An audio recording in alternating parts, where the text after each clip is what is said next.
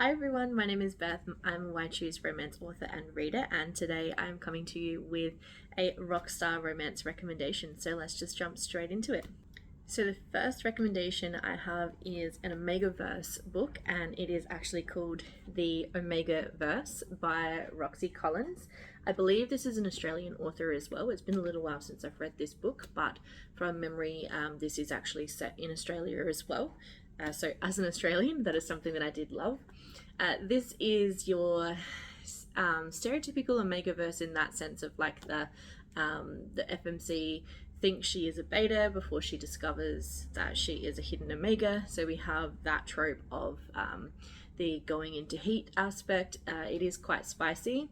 The FMC has come from a rough background and was in foster care, and her brother, who was in foster care with her, has he left, and she spent years trying to discover what happened to him, who he is, and she ends up discovering that he is or was the singer of one of the biggest bands, but he's actually had died 3 months ago. So in order to get to know who her brother was, she connects with the band and starts to understand like his story, and this is when she discovers that she's actually a hidden Omega while going into heat around the band and then going on tour with them, and the story sort of goes from there. I actually did find this a really enjoyable read. It's a really easy read. It's not super long. It is a standalone, happy ever after. So I definitely would recommend checking this out if you do like your Omegaverse and all those like stereotypical tropes that come from the Omega aspect, but done in a really nice way, as well as that rock star component as well. The next recommendation is a contemporary romance, and that is Bitter Notes by Ali Beck. This is book 1 in a duet, which is complete. So we are following the FMC, who is working a couple of jobs, and she works in a bar. She does have, it's not really a hidden identity, but she's disconnected from her family. Her family actually are quite famous. They own a record company, and the MMCs have a band and they're wanting to make it quite big. And what happens is they realize who she is after playing in her bar and try to connect with her more because they want to get the connections through her to get a record label to take their band to the next level. And then obviously the story sort of goes from there in terms of their romance connecting. We do have with this series a betrayal at the end, and then book 2 is essentially mostly grovel and it is actually set in future timeline as well. So I don't want to spoil the story and the plot too much because I do feel like the betrayal aspect from that ruins kind of the setup for book 2 as well. So I definitely would recommend checking this out. It is an easy read, even though it's quite thick and quite long. It is quite spicy. I will say that book 1 especially did have a lot of spice to it. Book 2, probably the second half of it, did have a lot of spice to it. So they are spicy, but done in a really nice way, and I did enjoy the grovel aspect. I love a good grovel, so that was one of the reasons why I picked this book up, and I did enjoy the sort of comeback that the FMC has as well, with getting back at the MMCs. So definitely check this one out. The next book is another contemporary romance, and this is The Daymakers by Grace McGinty. This is one of my favorite authors. This was actually, I think, the first ever rockstar romance that I read as well. I genuinely really liked this one because we do have a lot of fun tropes. One of my favorites being the masked man trope, because the band, the MMCs who have this band, they are all a hidden identity, so they all sing with masks so no one knows their identity and it keeps them hidden, and that's kind of what skyrocketed them to fame.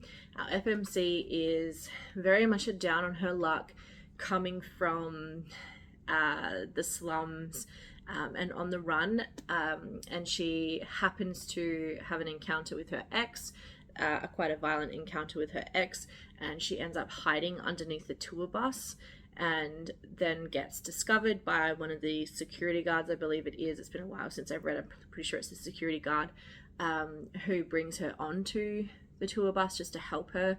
And we do have some of the MMCs who think that she is like a groupie before they understand the circumstances, and then they kind of take the chance to ask the FMC to make a deal with them, and that is to stay with them on tour, because the MMCs are kind of known for sleeping around, and it's putting their anonymous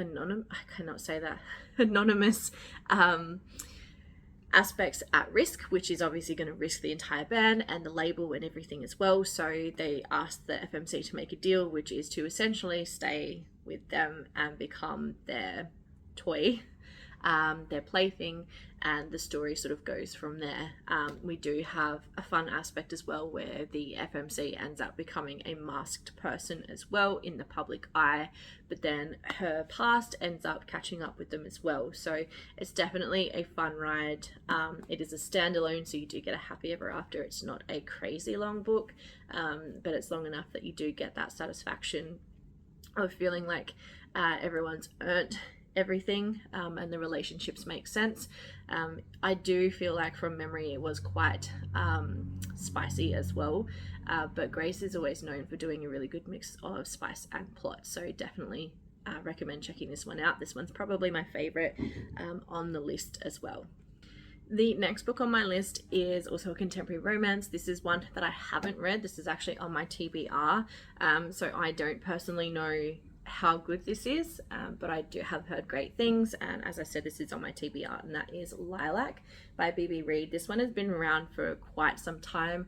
I do feel like a couple of years ago it was huge with recommendations in terms of reverse harem romance in general, but we do have the FMC is she is a musician and she gets accepted into this band, but the other bandmates don't like her. So we do have a enemies to lovers kind of aspect as well, as they all go on tour, and the relationships sort of forming from there. I do like a good enemies to lovers, which is one of the reasons why I wanted to pick this up. This is a standalone as well. It is quite thick though, so I definitely feel like I'm going to enjoy this one. But if you have read this one, let me know your thoughts in the comments below. So the final book we have on this list is a book I also have not read. This is on my TBR. This is a new one to my TBR. It is Poison Roses, The Boys of Belrose, book number 1, and this is by Jamin Eve and Tate James, two well-known authors in the reverse harem community. I don't actually remember what made me put this on my TBR. It wasn't the rockstar component, it was actually some tropes that I don't remember, so I am kind of going into this blind. I do like though that we do have like that mafia aspect. This is a darker romance, so we have an FMC who is on the run, I believe, because she has unalived someone, and someone from the mafia who she used to be in a relationship with had witnessed it and wants her. So she's on the run and happens to meet with the band and go on tour with them as sort of like a way of hiding, but she also does know the singer of the band, and we do have the aspect of the FMC's name is actually Billy Belrose, so obviously the band has been named after her, so there's that aspect of the past connection with this singer as well, who also does not like her. So we do have a lot of this enemies to lovers aspect, a lot of angst, and that dark romance aspect that I really love. So I'm genuinely looking forward to checking this book out. If you have read it, please let me know in the comments down below what you thought, and if it was a good read. So yes. So that is our list of rockstar romances. If you have loved any of those books, or if you've got other ones to recommend as well, please pop them in the comments down below, and I will see you all in the next video. Bye.